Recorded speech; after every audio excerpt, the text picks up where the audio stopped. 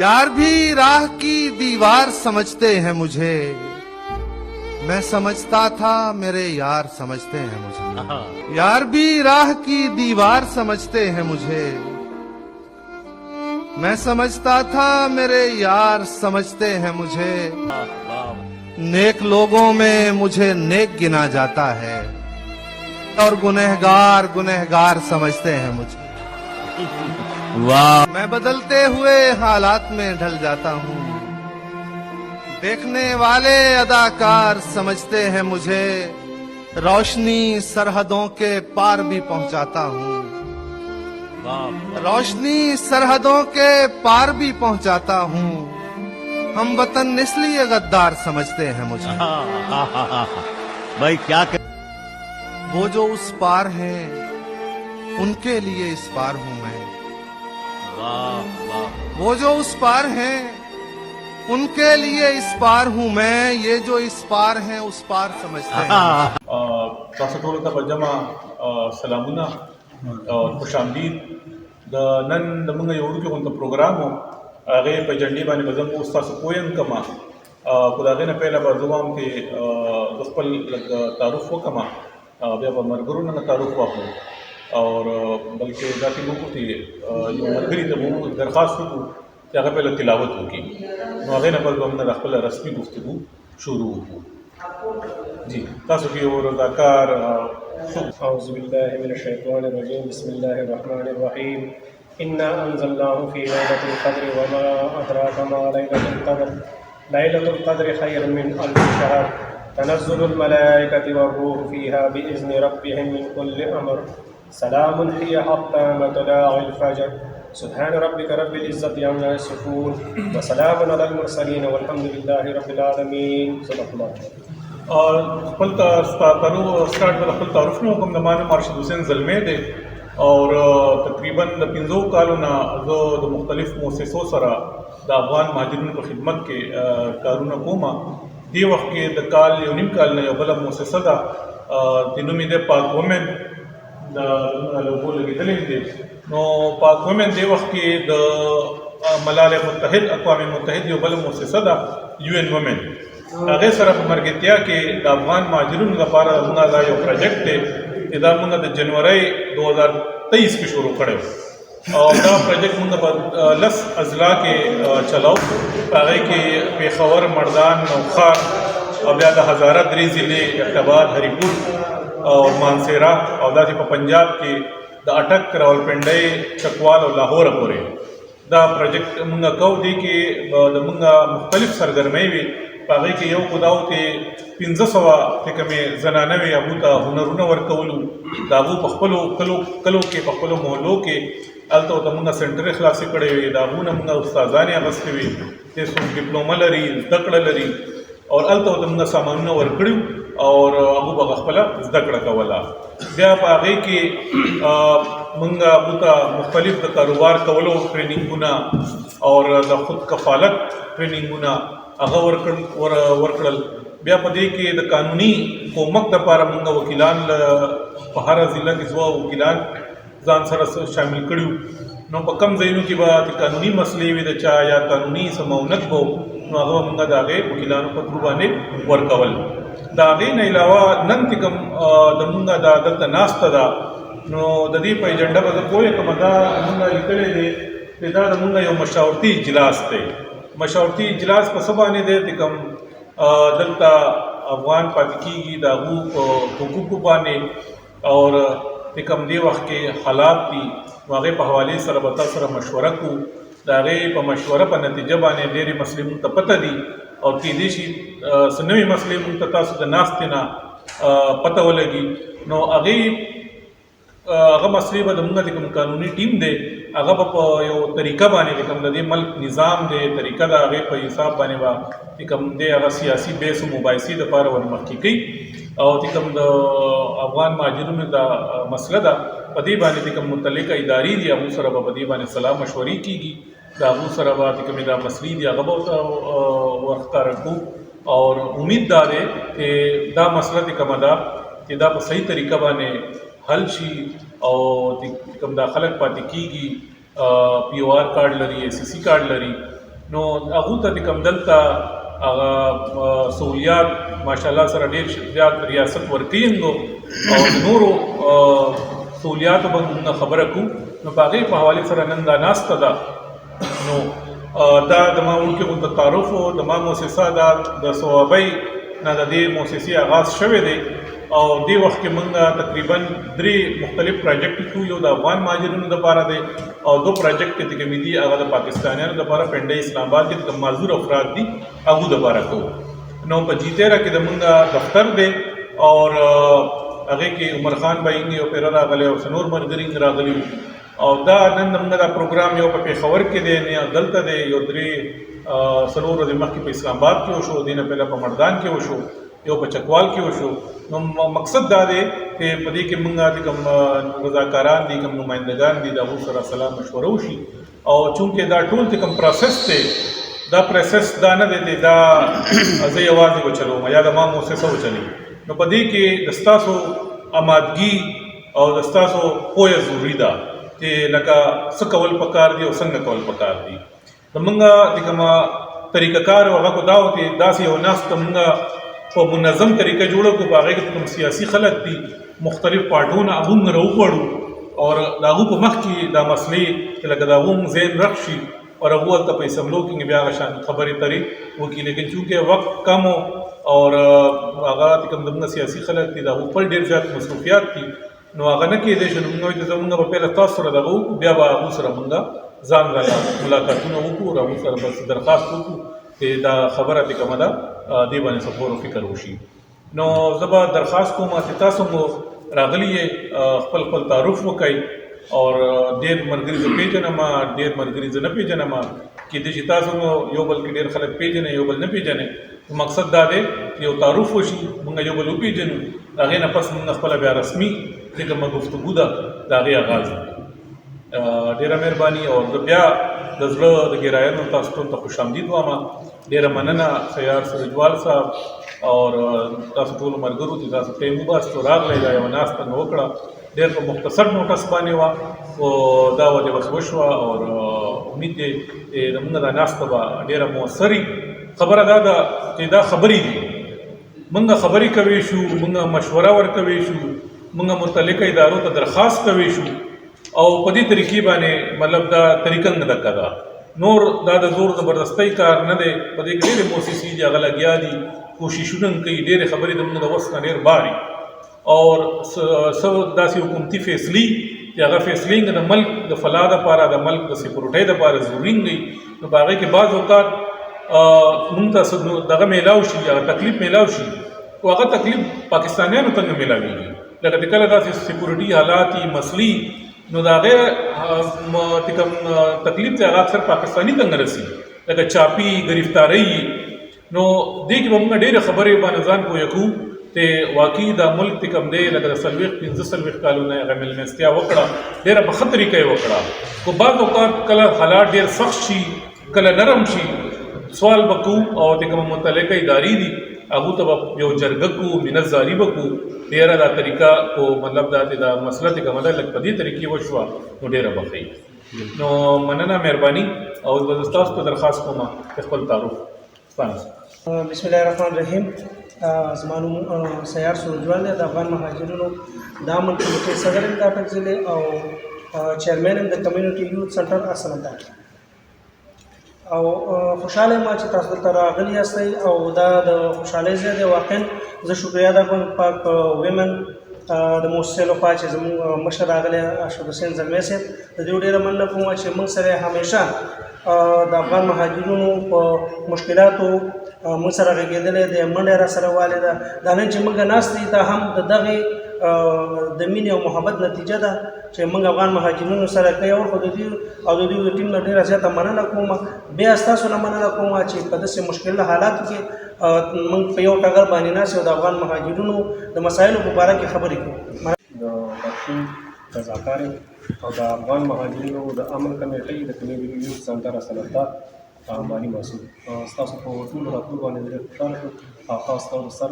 چې راغی موږ تپوس وکړو د مشور کې دا سره شوی. مننه. السلام علیکم. زما نوم حمید خان د مولا چوک رضاکار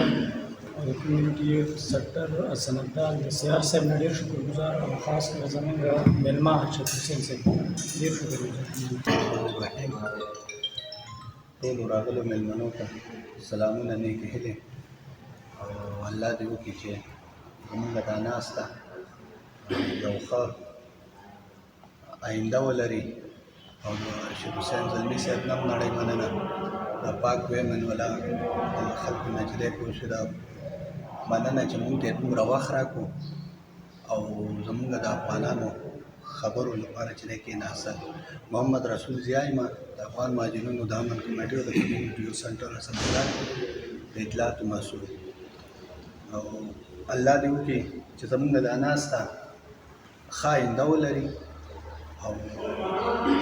د ټولو افغانانو لپاره ښه آینده وشي. أما بعد فأعوذ بالله من الشيطان الرجيم بسم الله الرحمن الرحيم. زه محمد انور خلیل د ټکساله د واکینټ رضاکار خوښ په دې اوس چې زموږ ډېر محترم ملګري زموږ او ستاسې خواته راغلي دي او بالخصوص زموږ او ستاسې یو مشر چې دا دومره دغه لکه صفت پکې ډېر زیات دی خو موږ مطلب نشو کولی الله دې ورسره ښه وکړي زموږ او ستاسې مشر ارشد حسین زلمی او د هغې د ټیم ملګرو ټول نه مننه کوو چې دلته زموږ خواته راغله او زموږ خبرې لکه وړاندې خپل هغه مشرانو ته رسوي. محمد انور خلیل د ټکساله د واکینټ نماینده. سلام علیکم. زه ایجاد ټکساله جمیل آباد رضاکار خبرې کوم. زه په دې مثلا ډېر خوشحاله یم چې تاسو موږ ورونه ټول راغونډ شوي یاستئ او یو د خبرې حل وباسو او په اتفاق سره زموږ دغه پروګرامونه هغه مخکې ځي. زه په ډېر خوشحاله یم او ډېره غټه مننه تاسو ته. زه د سکو میسیا د میسیا له طرفه نماینده موږ د ارشد صاحب له ټولو دایروش کې ډېره مننه غواړو چې موږ خپل اتفاق برابر کړو او ټول چې څوم په زړه کې یا خبرې دې ته مخکې کړو او انشاءالله دوی ټولې خبرې سر ته رسولي الله دې ډېر ډېر مننه. قوم یو شتون دی او په جمیل آباد کې جمیل آباد په ټکساله کې اوسېدونکي موږ دا دومره وخت اوس پاکستان کې موږ ډېر ښه په مینه په محبت باندې وخت اړولی ده او ښه په خوشحالۍ باندې اوس که په دغه وخت سره موږ خلک بېوسوله موږ له دې ځای نه ځو یا مختلقې نه ځو دغه باندې باندې موږ خفګان وي او نور په دغه ځای کې که موږ ته سوله د حکومت پاکستان خو موږ دغه د کوم طریقه باندې موږ ته اجازه کې موږ هغه منو په هلته نکاح په خوشحالي باندې داسې ظلم په بېجاب باندې نور بیا دا راځي. منزول زه مشرانو مشرانو او ټول نمایندګانو ته السلام علیکم ورحمت الله وبرکاته. زه د امن کمیټۍ د ټکساله نایب صدر یم او یونیسیار سره زه خپله رضاکار یم. ارشد زلمی نه ډېره غټه یو نړۍ مننه چې نن دی راغلی ده دې خوا ته تشریف راوړ موږ یې راغونډ کړلو او موږ نه یو مشوره یو پوښتنه کوي. د موږ پوښتنې جواب دا ده چې موږ 40 کاله پاکستان کې 45 کاله ډېر په امن سره تیر کړل. باید دا دی چې یو کال 2 کاله 3 کاله داسې موږ ته ټیم نور ورکړل شي د خلکو ته چې دا خلک تکلیف باندې نشي او که دا خلک داسې एकदम داسې تکلیف باندې داسې میاشت 2 میاشتې ټیم ورکړي نو دا خلک به ډېر غټ ستونزو سره مخ شي. دا کوم افغان مهاجرین چې د کډوال چې دي نو ډېره غټه مننه او چې دا څومره مخکې مثال څومره تیزي حکومت راولي هغومره ستونزه ده. باید دا دی چې دا ستونزه هم کمه شي او په طریقه په وړ سره باندې یو کار مخکې روان شي. دا ډېره غټه خبره ده. نو زه خپله انیشیار سره رضاکار یم او ټکساله کې امن کمیټې کې نایب صدر یم. مننه خوشحاله شئ. د ارشد صاحب نه ډېره نړۍ مننه. مشرانو کشرانو ته ټولو ستاسو سلامونه احترامات وړاندې کوم. زه ثواب رضاکار د جارو رضاکار یم او سید ابراخان کې په دې ډول کې چې موږ نه راغلي مېلمانه خفه نه شي او الله خوشحاله او کامیابه لره ډېره زیاته مننه. بسم الله الرحمن الرحیم. زه محمد شبیر د حسن ابدال قومي نماینده یم. رضاکار په صفت باندې کار کوم. روزي خان جنگ باتر نه رضاکار یم او هرشد حسین نه ډېره مننه چې موږ ته دعوت راکړ او دوی نه ډېره مننه چې دلته موږ راووتلو او خیر دې وشي خوشحاله اوسئ. زه سیده الله صفوي د جاري کس رضاکار او د کمیونټي یوث سنټر حسن ابدال رضاکار به 3 کاله وشو چې موږ د سیار صاحب سره رضاکاران او الحمدلله زموږ مشر سیار صاحب د افغانانو لپاره ډېره هلې ځلې شپه ورځې په ځان یو کړې ده او خصوصا د علمي صاحب نه مننه کوم چې نن دلته دا پروګرام جوړ کړی دی او په دې باره کې چې الله دې وکړي چې زموږ د افغانانو لپاره یو ښه او د خوشحالۍ زیری رامنځته کړي. ډېره مننه.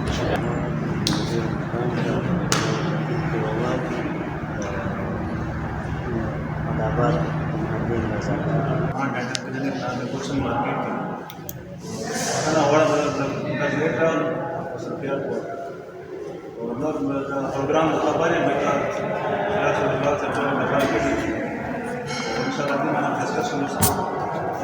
वुमेन के साथ एज ए लाइवलीहुड ऑफिसर काम कर रहा हूँ और हम लोग मुख्तलिफ डिस्ट्रिक्ट में तकरीबन 10 डिस्ट्रिक्ट में हम लोग काम कर रहे हैं जिसमें हसन भी शामिल है. शुक्रिया. पाक में sir as a logistic officer कार कहूँ तसो डेरा मनना मुझे टाइम राख और रावल मुझे एक्टिविटी एक्सपीरियंस करा तसो राले टाइम राख इंशाल्लाह तब मुझे तब कोई मिलके कोई यूज़र बंदे मुझे दा मसले और दा बा इंशाल्लाह केगी मोटस उम्र केगी इंशाल्लाह मुझे दा बा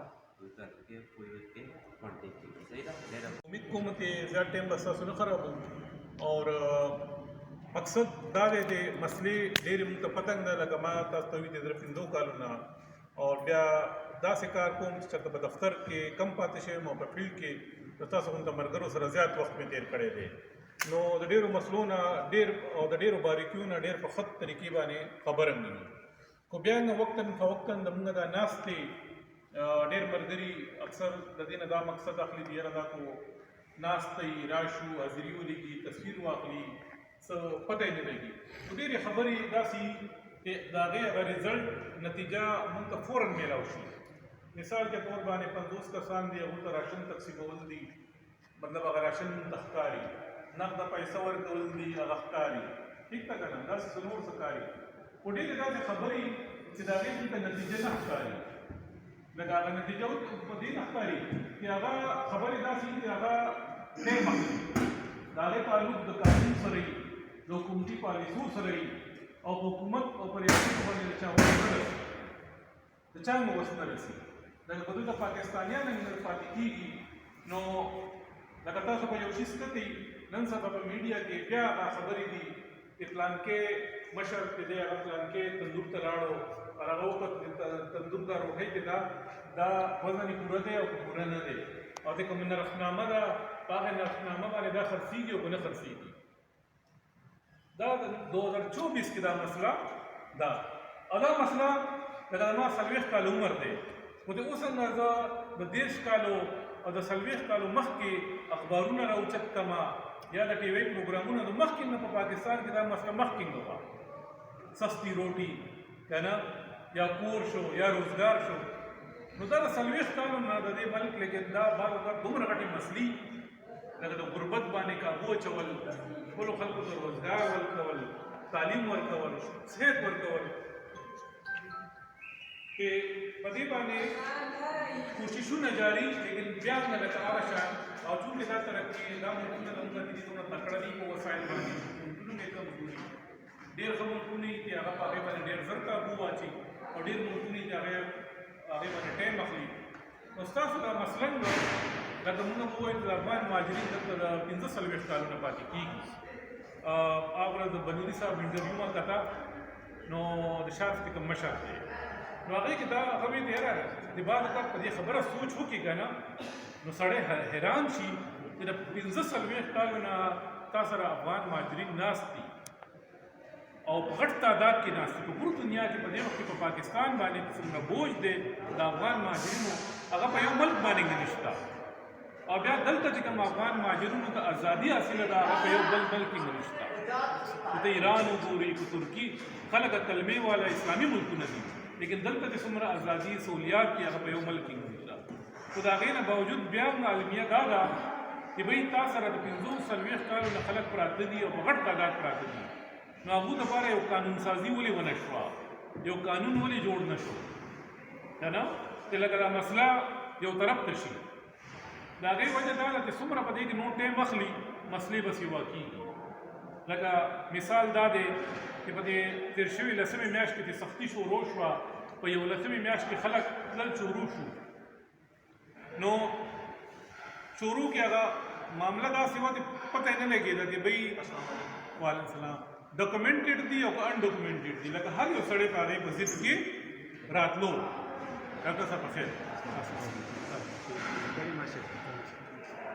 نو هر سړی د هغې په ضد کې راتلو ولې چې چاته صفایي پته نه وه. لکه د بر نه به یو حکم جاري شو، لاندې به ثانې پورې راغی، نو هغه به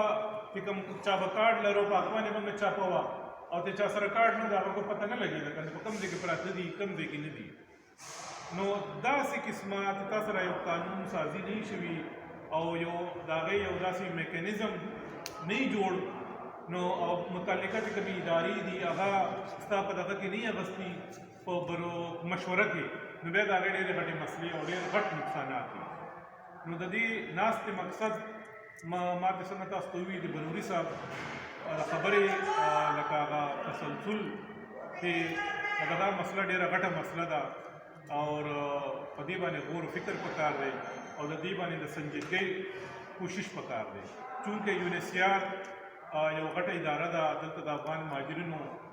د منډیټ نه لري، د هغې یو مین سټیک هولډر دی او بیا هغه د حکومت پاکستان سره په دې ټولو معاملات کې په پروسیس کې شامل دی. شارپ بیا د هغې یو پارټنر دی، شارپ یو اداره ده، تاسو ټول پېژنئ، تاسو ټول هغو سره په رابطه کېږئ چې هغه د لیګل چې کوم معاونت دی، قانوني کومک دی، هغه فراهم کوي. نو دې زمونږ غونته مؤسسه زمونږ سره خو هغه شان ډایرکټ منډیټ نشته یا هغه شان ډایرکټ کومک مونږ نه کوی شو، خو زمونږ یو وړوکې غونته کوشش و چې یاره مونږ د داسې مؤسسو او د دې ادارو ملګرتیا وکړو، څه کوششونه به زیات کوششونه به هغه کوي کم به مونږ کوو چې مطلب په دې کې څه اسانۍ پیدا شي. نو تاسو ټولو سره به په دې باندې دا خبرې تللي دي او تقریبا زه امید لرم چې کومه ایجنډا د دې ناستې چې کوم مقصد و په هغې به تاسو پوه شوي یې. خو تاسو پوه شوي یې نو بیا به مونږ مخکې دا خبره مخکې شولې چې په دې کې به اوس تاسو خبرې کوئ، مونږ به څه ګروپ اکټیویټیانې کوو. نو که تاسو اوسه پورې په ایجنډا باندې نه یې پوهه نو زه به بیا کوشش وکړم چې تاسو پوه کړم، یا د ما خبره لږه مشکله وه یا مفهوم ما تاسو په صحیح طریقې تاسو پوه نه کړئ، نو بیا سیاح سورجوال صاحب د هغه ته به درخواست کوم چې هغه د هغې اسانه ترجمه وکړي. نو څنګه تاسو اوسه پورې په دې مقصد پوه شوئ؟ په مقصد باندې پوه یم شو او تیار صاحب ته اجازه هم ورکړئ چې دی په خپلو الفاظو کې نه زه به هم کوشش وکړم چې نور هم په دغه موضوع باندې لږه رڼا واچوم. اصل کې د دغې ناستې یا د دې غونډې مقصد دا دی چې دغه تاسې د مختلفو علاقو رضاکاران سئ، د مختلفو علاقو احوال تاسې سره دی، دغه احوال تاسې سره دی، تاسې سره مختلف علاقې دي، تاسې سره د مختلفو علاقو احوال په دې معنی چې تاسې سره په خپله علاقه کې پیوار شته دی، ACC شته دی، د شارپ ټوکن والا شته دی، یا نور داسې خلک شته چې په پاسپورټ باندې یا تر اوسه پورې کوم اسناد نه دي اخیستي. دا غونډه په دې معنا ده چې د افغان مهاجرین که دې ځینه ځي آیا هلته په افغانستان کې خپل مستقبل څنګه دی؟ تاسې وار په وار باندې کوشش وکړئ چې د خپلو علاقو خبرې معقولې خبرې تاسو دلته وکړئ تر څو ارشد صاحب ځان سره نوټ کړي او همدغه خبرې بې وخت یو کابینې کې وړاندې کړي. همداسې ده تاسو وګورئ چې د افغان مهاجرینو دلته په پاتې کېدو کې ګټه ده که نه په افغانستان کې ګټه ده. که چېرته دلته ګټه وي نو دلته افغان مهاجرینو ته څه سهولتونه ورکړي، څومره ورته ټیم وغځوي او دغه نوټیفیکیشن چې موږ ته د 3 میاشتو یا د 2 میاشتو راځي، آیا دا 15 میاشتې دي، 1 کال کې، 2 کال کې، نو په دې موضوعګانو باندې تاسو خبرې وکړئ تر څو هغه خبرې ارشد صاحب ځان سره نوټ کړي او مخکې لوړو مقاماتو ته ورسېږي. مننه، خوشحاله ښه به دی چې او هغې کې به مشوره نه وي. نو موږ زه به غواړم چې یو 2 ګروپه موږ راکړو، 2 ګروپه، نو هر ګروپ ته به موږ دا چارټس ورکړو او په هغې ګروپ کې د هغه یو ملګری ته کوم لیکل کوی شي هغه ته د لیکلو ذمواري ورکړي، لیکن هغه به لیکل د خپل ځان نه کوي ګروپ کې به مشوره کوي او مسله به اخلي 2 مسلې اخلي 3 اخلي هغه به بیا ټول په مشورې باندې لیکل کوي صحیح شو جی 2 ګروپونه راغو نو څنګه راخو دا ځان له ګروپ کو دا ځان له کو کنه 1 2 واخلو 1 2 کو نو 1 والا به یو طرف ته شي 2 والا به زید طرف کسان به مکس شي ها یو به دغه ډاکټر صاحب ٹھیک شو مارکر به ډاکټر صاحب ته خلاص ورکړو او یو چې دا ناس چې خوبصورت بنده یار جان ها ٹھیک شو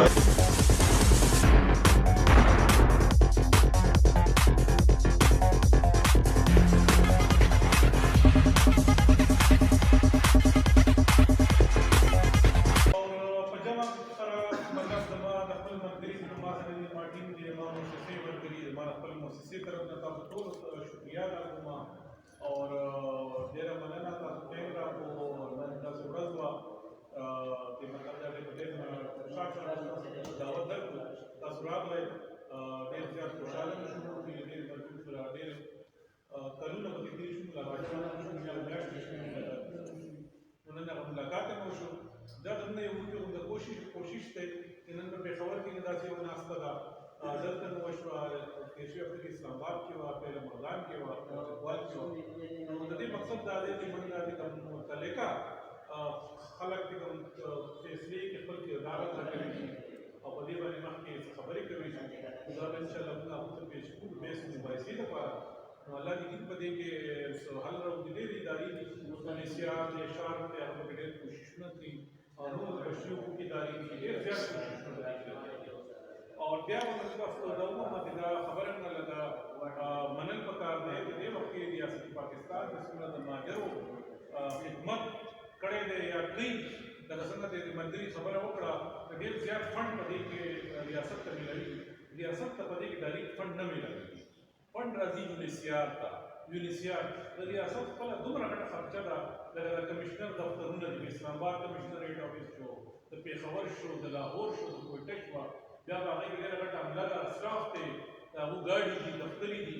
دا ټول حکومت د خپل جب نه دي نو موږ همدا دا وایو حکومت ته د یاره حکومت ته دا شی لږ په صحیح طریقې وکړي او ځان سره د بار ملکونو هم تعاون واخلي نو تا ته هم حکومت میلاو شي څنګه د دې ملګري خبره وکړه چې کوم نوي خلک دی نو ته نوي خلک ځان سره ماجر نه حسابوي او تا سره پراته دي په غټ تعداد کې لکه په تا باندې بوج دی چې دا حکومت نه اخلي لیکن ماجر خو دي که پراته خو دلته دي نو چې دا ټول په یو کټګورۍ کې واخلي او یو تعداد ښکاره کړي 50 لاکه دي 10 لاکه دي چې په هغې باندې ته بیا د نورو ملکونو سره خبره وکړي په هغې باندې حکومت تا ته میلاو شي ولې چې ته کله د 2 میاشتو د 3 میاشتو خبره صرف د پی او آر کوي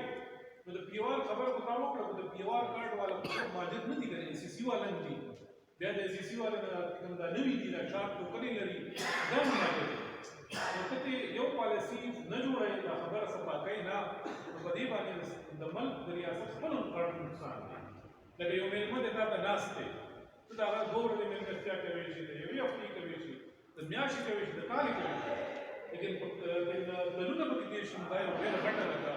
مېلمستیا بیا یو داسې ملک لپاره چې هغه په مالي حوالې سره اقتصادي حوالې سره خپله دومره خودکفیله نه دی هغه خپلې ډېرې مسلې دي څه مالي مسلې دي څه اقتصادي مسلې دي څه د سیکورټۍ مسلې دي نو بهرحال کوششونه وکړو او د الله نه سوال دا دی چې الله تعالی دې خیر دواړو ملکونو کې امن راولي خوشحالي راولي اقتصادي او مالي